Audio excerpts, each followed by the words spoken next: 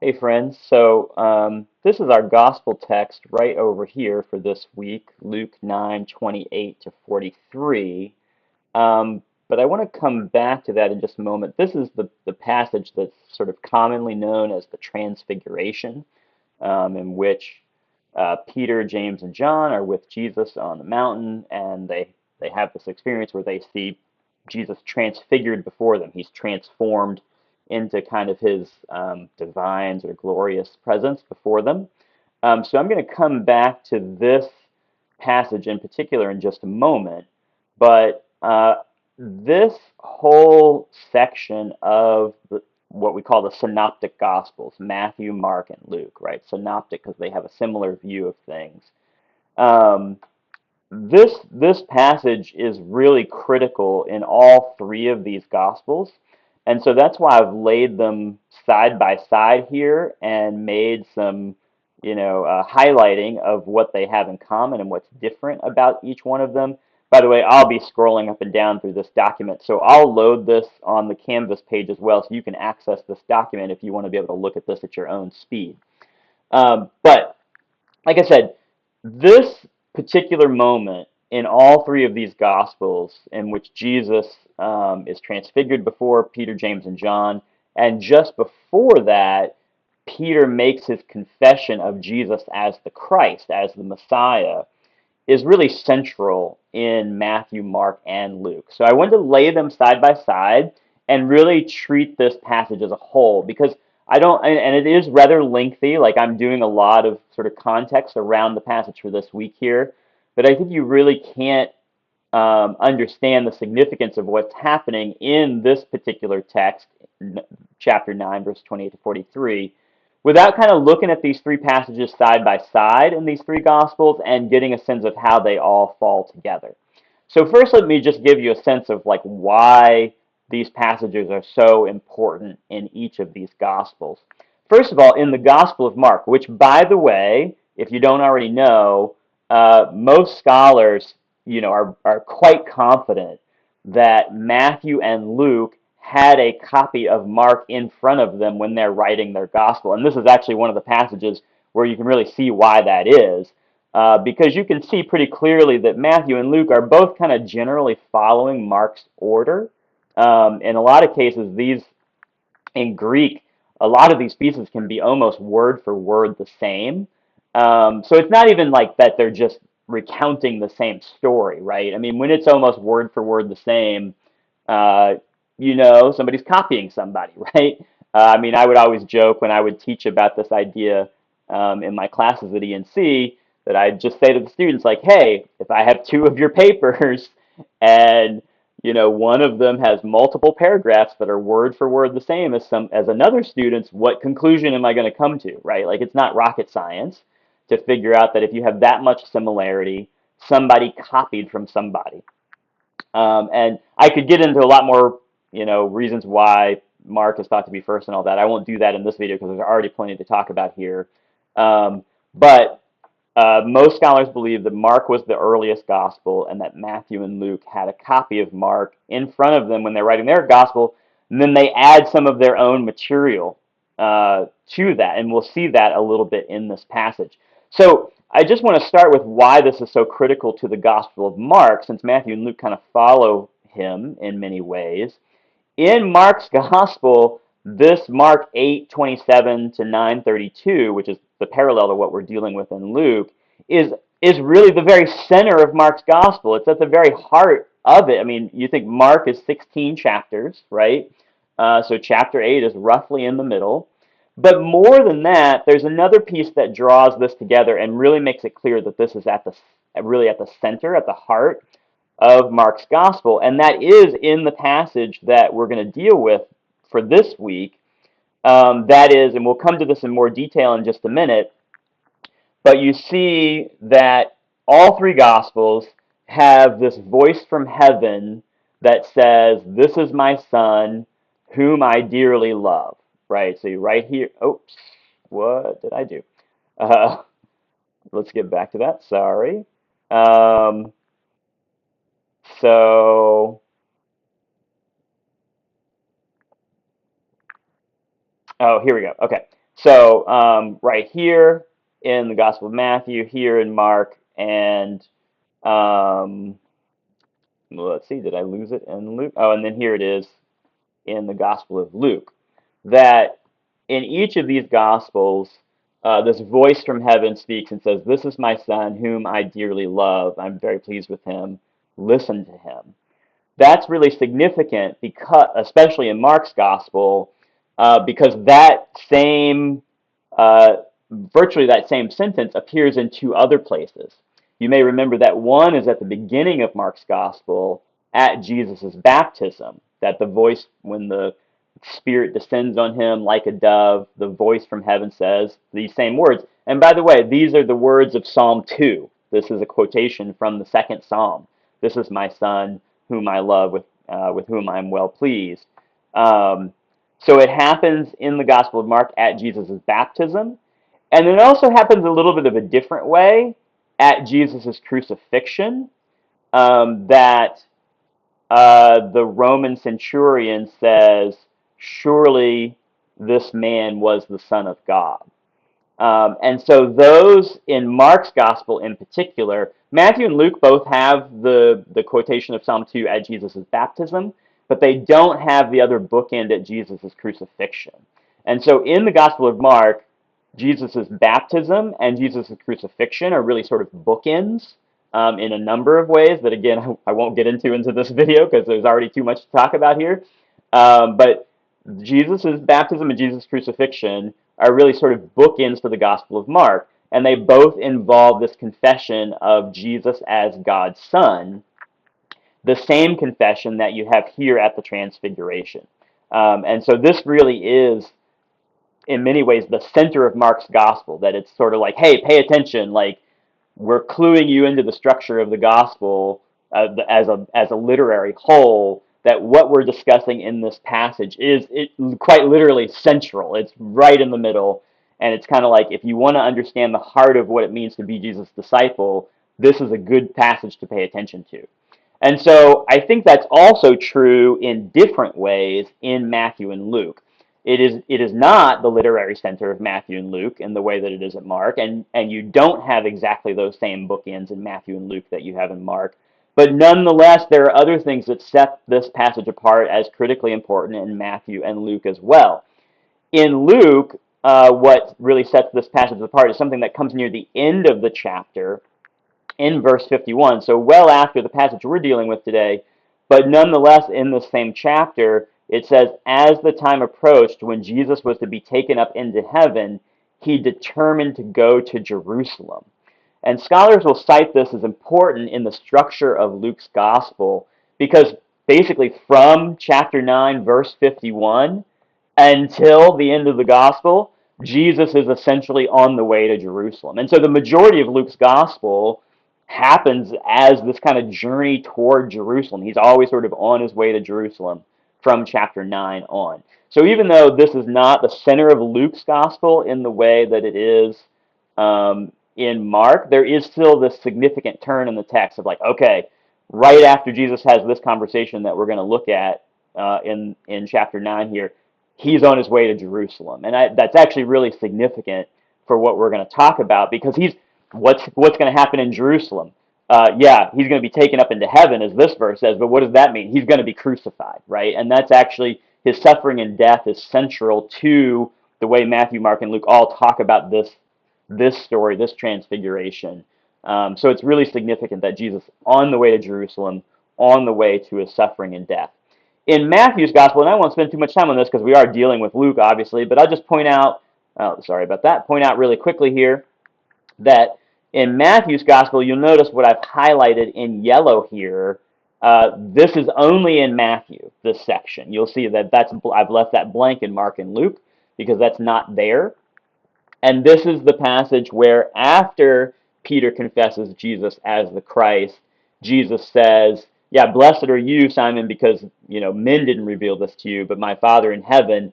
And then this is where he says, I tell you, you are Peter, right? Which Petros in Greek means rock. And I'll build my church on this rock. So it's a play on this name that he's giving him. The gates of the underworld won't be able to stand against it. I'll give you the keys of the kingdom of heaven. Anything you fasten on earth will be fastened in heaven. Anything you loosen on earth will be loosened in heaven. So there's this significant moment where, well, in all these Gospels, Peter confesses Jesus as the Christ, but Matthew then adds this piece to say, hey, this is really important, right? Like he's Jesus is saying, I'm building my church on Peter, on this rock, Petros, and sort of, in a sense, handing the keys of the kingdom over to Peter, in a sense. So, all that to say that this passage that we're going to look at now is so important to understanding the way Matthew, Mark, and Luke each tell their story of Jesus, even though they each tell it in a little bit of a different way. So with that, let's start to dive in here. And I'm going to focus on the Lucan text over here on the right, since that is, the lectionary text for this week. So uh, once when Jesus was praying by himself, the disciples joined him and asked them, who do the crowds say that I am? They answered, John the Baptist, others Elijah, and still others that one of the ancient prophets has come back to life. By the way, just a historical note, like this makes complete sense that the people would perceive Jesus as a prophet. I mean, everything the Gospels tell us about him, even though, of course, we know, and we'll hear in this passage, we come to confess him as Christ or Messiah, uh, the kinds of things that Jesus is doing in his ministry, the kinds of things that other people would have seen him do, are exactly the kinds of things that Elijah, Elisha, the other prophets, right, even John the Baptist, did in their ministry. So, just as a kind of historical note, not at all surprising that this is how the crowds would perceive Jesus is as a prophet. Um, so Jesus asked them, what about you? Who do you say that I am? And Peter answered, the Christ sent from God. Just a quick note here, in case you don't already know, that this word Christ, Christos in Greek, is kind of the Greek translation of the Hebrew word Messiah or Meshiach, which literally means anointed one. It means being anointed with oil. And so in the Old Testament, people can be anointed with oil for different tasks. It's a sort of sign that they've been set apart by the Spirit of God for specific tasks. So a king might be anointed with oil. A priest might be anointed with oil. I think there might even be occasions where prophets are anointed with oil. But it comes to represent specifically this idea of a deliverer, right? The Messiah is the one who is expected to deliver God's people. And so when Peter says in all three of these Gospels, you're the Christ sent from God, you're the Messiah, Peter almost certainly has certain expectations connected with that, right? Expectations that would not be unlike uh, King David, right? What you'd expect from King David, this sort of conquering hero, this warrior, this sort of warrior king, right? Who unifies Israel and makes them independent, makes them a nation, and even expands their power to some degree. And that there's this sense in which David and by extrapolation to some extent, all the kings of Israel are sort of God's right hand man, right? Like you really see this in Psalm 110 or Psalm 72, for example, that the kings of Israel are the ones who are to enact God's righteousness on earth. And so when Peter confesses Jesus as the Christ, as the Messiah, he probably has certain expectations about how that will be enacted with power in this world. So, given that expectation, it's really significant what Jesus says next, right? Jesus gave them strict orders not to tell this to anyone. Well, that's interesting, right? If he was going to be a king, you might think you want to announce it. And then he goes on to say, he said, the human one, or the Son of Man, as this is the Common English Bible I'm working from, the Son of Man, as some translations have it, must suffer many things and be rejected by the elders, chief priests, and the legal experts, and be killed and be raised on the third day. So the thing we need to notice here is that is immediately contrary to what Peter's expectation would have been, right? He's just proclaimed Jesus as the Messiah, the Christ, the conquering king who's going to deliver Israel. And the very next thing that Jesus talks about is his suffering and death. I cannot emphasize strongly enough how central I think this is to understanding Matthew, Mark, and Luke's portrayal of Jesus. um, that that he is expected as a conquering hero, and the very next thing that Jesus talks about is his own suffering and death. And in Matthew and Luke, you can see in this section here that I've highlighted in blue, in Matthew and Luke, you see the tension. Sorry, in Matthew and Mark, Luke sort of drops the tension out a little bit. You see this section is missing from Luke, but Matthew and Mark really highlight the tension for us because Jesus starts talking about his suffering death, and Peter takes him aside and rebukes him. Right? He's like, Jesus, you can't be talking that way. You can't be saying these kind of things. I just said you were the Christ. I just said you were the Messiah. You can't be talking about your suffering. And so he takes Jesus aside and rebukes Jesus and be like, no, Jesus, you're doing this whole Messiah thing wrong. But then Jesus turned and looked at his disciples and sternly corrected Peter, and he says, get behind me, Satan. Wow. I mean, that's a strong admonition, right? Like, really, there's probably, I mean, for all the terrible things that Jesus says about the religious leaders in some of the Gospels, especially in the Gospel of Matthew, for example, or Luke as well, uh, there's really nothing quite like this one. I mean, he doesn't typically go around calling people Satan. But he says to Peter, one of his own disciples, get behind me, Satan. You are not thinking God's thoughts, but human thoughts.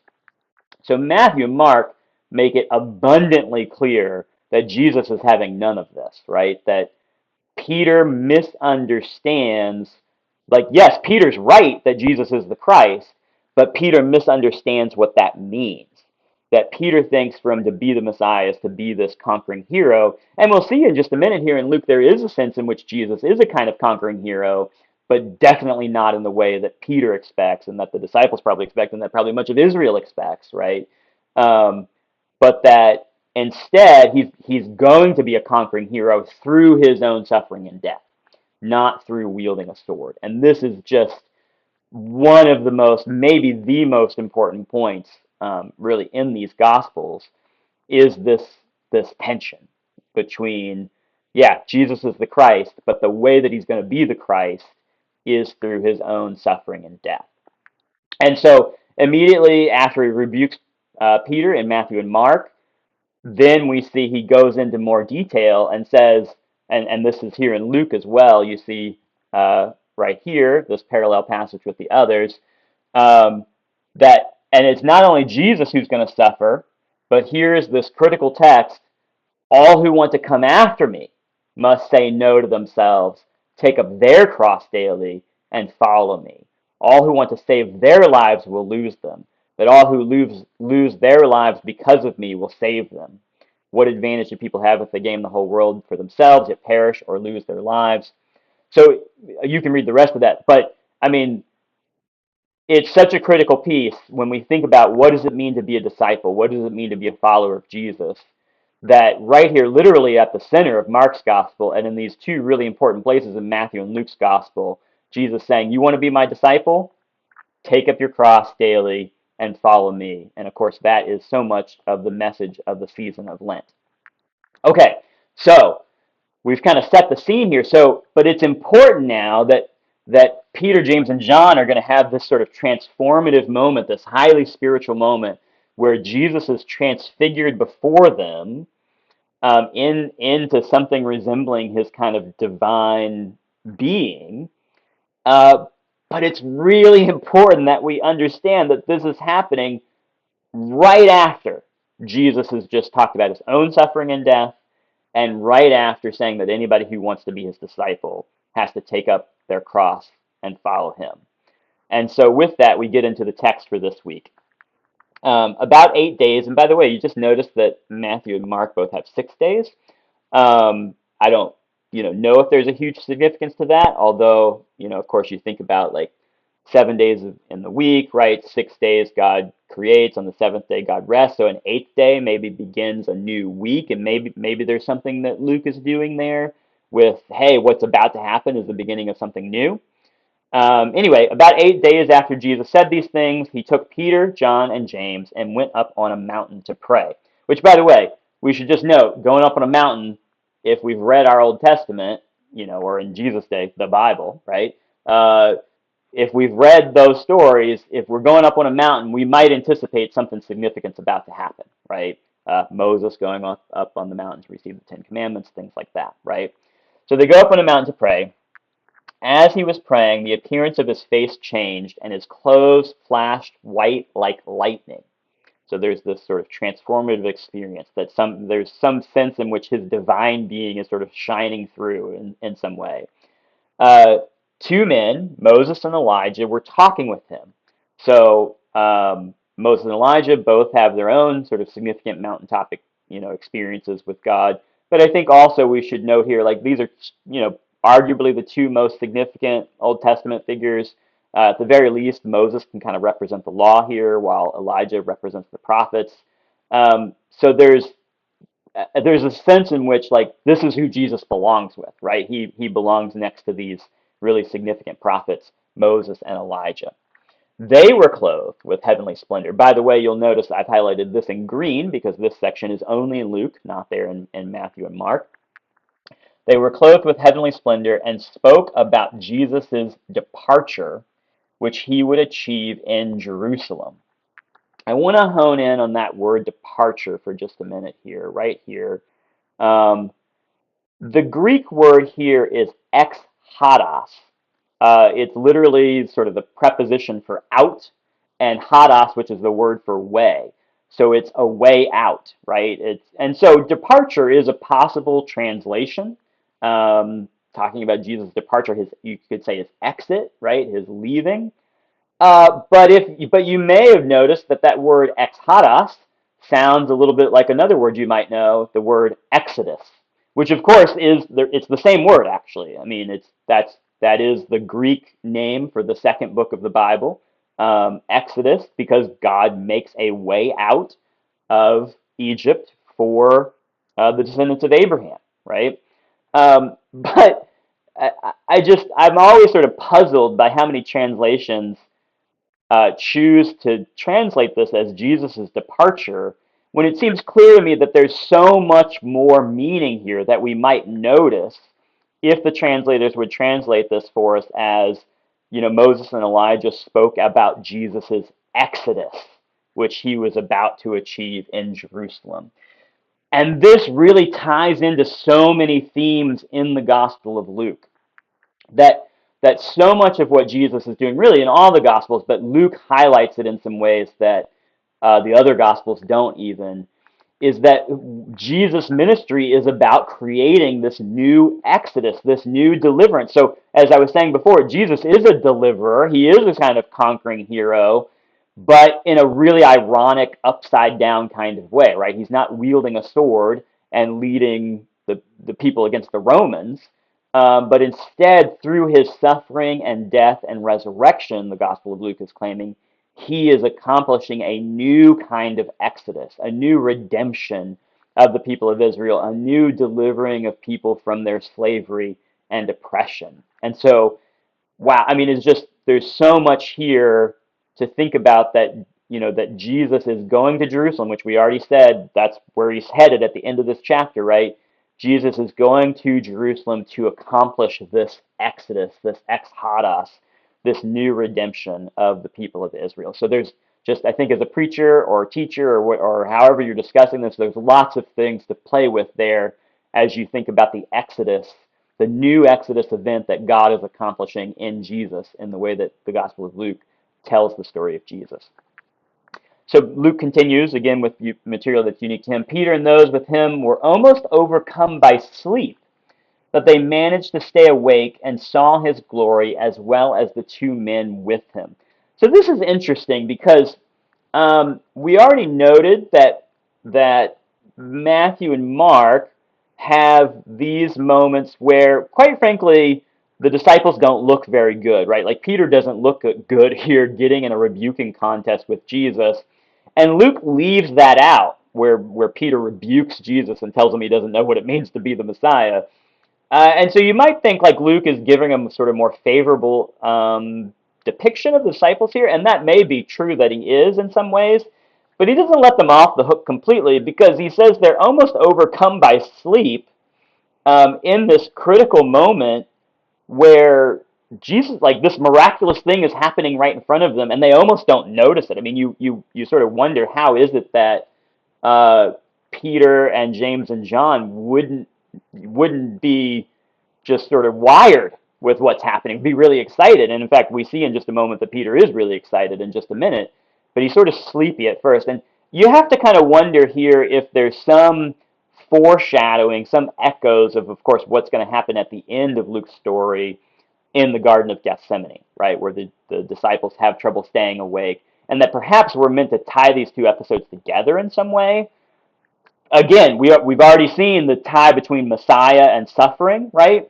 And so maybe there's a sense here, just another reminder that, like, yes, you're seeing Jesus transformed and transfigured in his divine glory, but you can never separate that from the Garden of Gethsemane, right? That what happens here in this mountaintop spiritual experience where you see Jesus in all of his divinity can't be separated from the experience in the garden where Jesus is going to be betrayed and then ultimately be crucified and killed, right? So perhaps there's some foreshadowing here with Peter and those who are with him almost overcome by sleep. But as we go on with the story, we see that they do wake up, and as the two men, or they stay awake at least long enough, unlike the disciples in the Garden of Gethsemane who don't stay awake, right?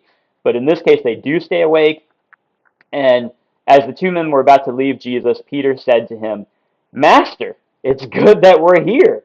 We should construct three shrines, one for you, one for Moses, and one for Elijah. But he didn't know what he was saying.